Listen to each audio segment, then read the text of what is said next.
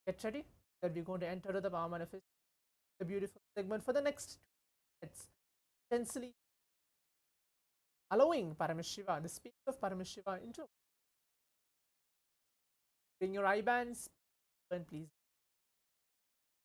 If you don't have an eye band, something to blindfold yourself. On a cloth, black cloth or white cloth, something to keep your eyes completely closed so that we can actually start manifesting the power today. You can still see many of the participants.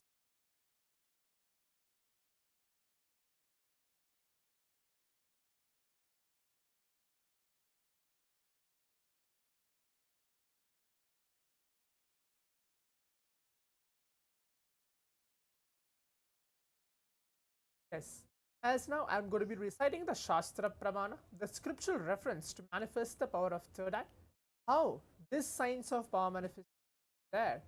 All of us that can bring us in the tremendous space of powerfulness, space of oneness to connect with whoever might you may be. Maybe you are the first time for actually manifesting power, or you are not even actually manifesting for the past 2 has been complete have been over since the program has been started and still going on. But if you have not actually had a breakthrough in the power manifestation, especially the power of third eye, it's never mind. Again, listen to the Shastra Pramana, where Bhagavan Paramashivam himself very beautifully tells that every single power manifestation, all of you might throughout the session, in every day's Paramashivoham session, we are actually manifesting more plus powers. In one of such powers are this, the power of third eye. In around the total, there are more than 400 plus powers revealed by Bhagavan Paramashivam. Every single power manifestation is authenticated, validated, not like Swamiji actually found the whole power manifestation, not at all. It has been lost, the science has been lost, and Swamiji, who is incarnation of Paramashiva himself, who has come down, the human, as now initiating all of us through the science of power manifestation.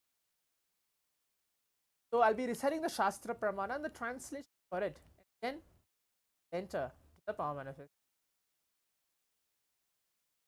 Kapalantarmano nyasya tishthanmitalochanaha ramena manaso dadyat lakshayed lakshamuttamam.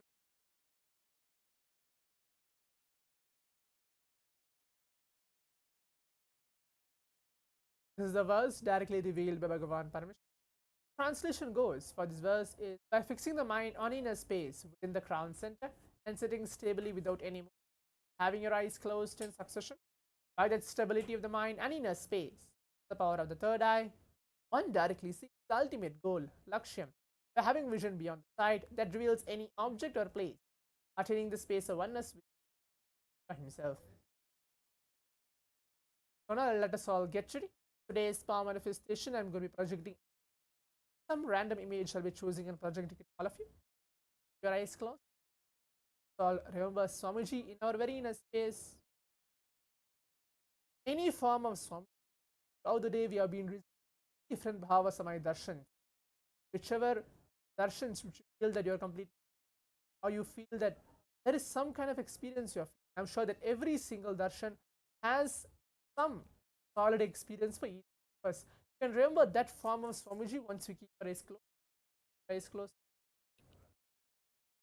On your eye bands.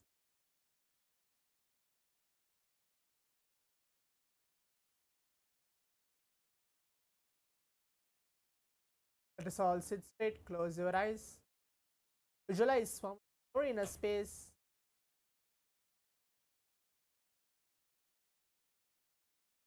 Turn your cameras and please eyes closed as we are going to begin the round 1 of the power manifestation. All Chanda Mahavakya along. Om Nithyananda Paramashivoham. Ananda Paramashivam.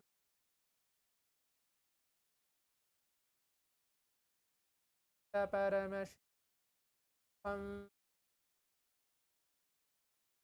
going to project the